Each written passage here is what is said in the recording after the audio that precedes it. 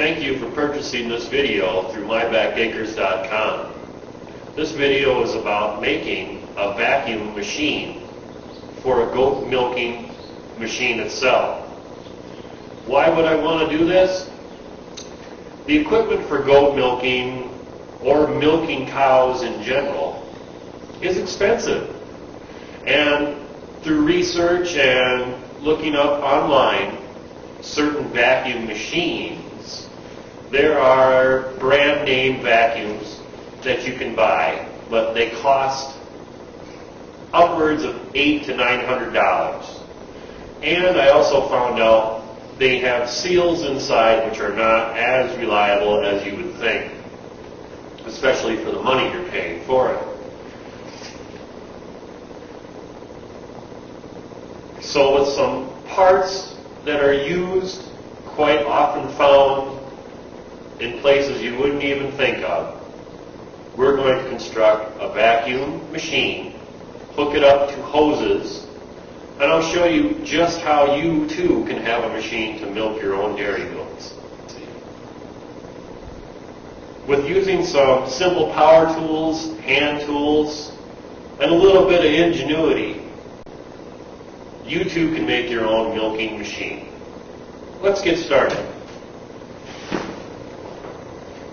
So I came up with a different system to create a vacuum. Now let's go through some of the parts that we'll need for this particular system. This is an air conditioner compressor from a 1992 Dodge Caravan. Do you need this particular model? No. You can find them at junkyards, salvage yards. Pretty much any vacuum can use any air conditioner compressor that you can find. They'll cost anywhere from $0 to $30, $40. Pretty cheap. When you get it out of the car, you want to make sure that it has the pipes coming out of there. There's two of them, usually, two.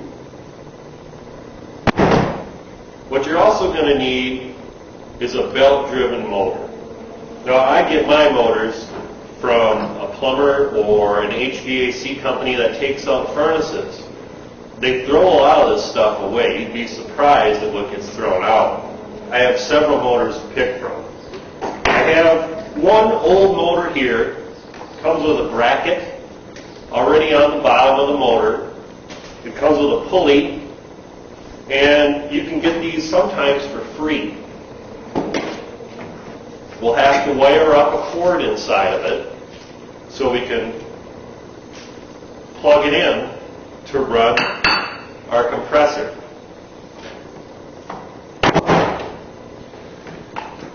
Several different variations of motors. I've got several here to pick from. But you want a belt-driven motor with a pulley on it.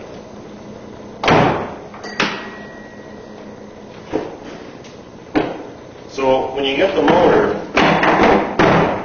make sure you get a belt too. Get a couple. They're probably junk. They're going to throw them out or scrap them out. Get them. You can always use extras and spares. Some of the other things we'll need are hoses. I, myself, use scrap hoses. Save everything. Reuse it. Recycle. Several hoses to pick from. This is a thin wall hose. Probably not what we want to use. This is a little thicker hose. Pretty good.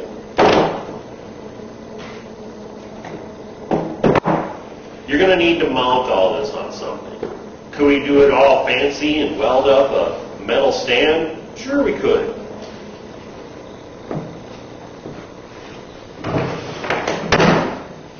But I'm just going to mount it on a piece of OSB.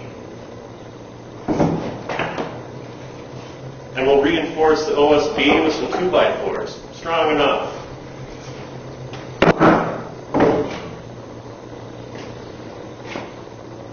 Some other important items that we'll need. And this might be the most important part of the system.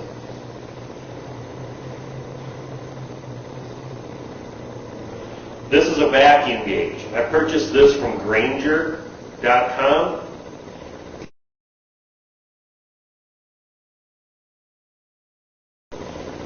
It goes anywhere from 0 to negative 30 on a vacuum gauge.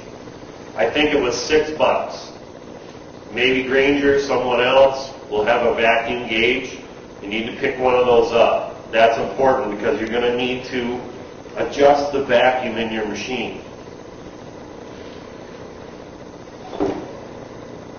The other thing we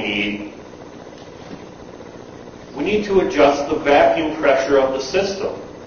This brass fitting here screws apart, and up and down you'll be able to adjust the vacuum. It's a vacuum relief part.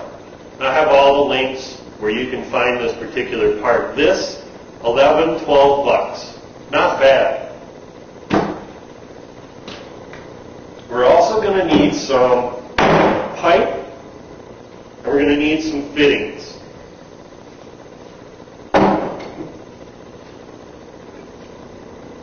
I've already got some of this put together. Now this is all 3/8 threaded pipe.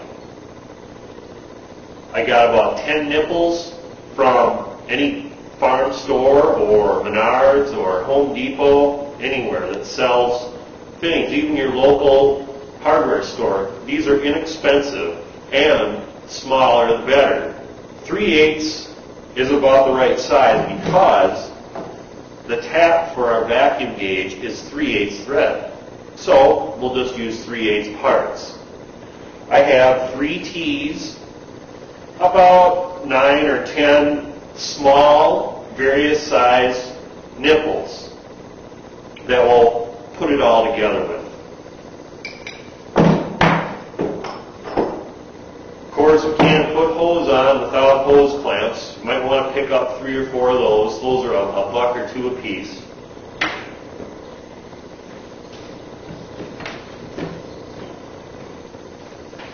We're also going to need some various bolts. I use just 1/4-inch bolts, real cheap, accessible. Get them from your hardware store, they're inexpensive. I'm using about 3 1/4-inch bolts, 1.5 inches long, with some nuts and washers. They're cheap. I like to use construction screws when I put things together. These Torx end screws work great. And everyone usually has pieces of wood lying around. Now let's talk about tools. Now what kind of tools am I going to need to put this together? Well, I've got some vice grips. I've got pipe wrenches. You can use pliers. You can use whatever you need to take apart these pipes and put them together. They're not real super snug, so pliers will work. Standard tools, screwdrivers, tape measure, maybe a hammer. Let's go over some power tools you might need.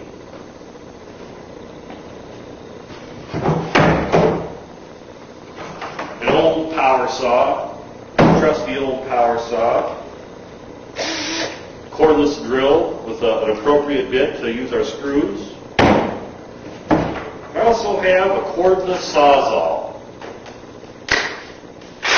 You can use a plug-in one too. Buy a cheap one. They're good to have around. They're a handy tool. Now, we're going to talk about a little bit of safety before we start all this. As with any project, you want to be safe. You want to wear safety glasses. You want to be careful. You're working with electricity. You could shock yourself. You always want to be careful. It's common sense. So let's get started in making our project. Now, we're going to need an air compressor. A compressor, an air conditioner from an old car will work just fine. So let's go get one out of a vehicle.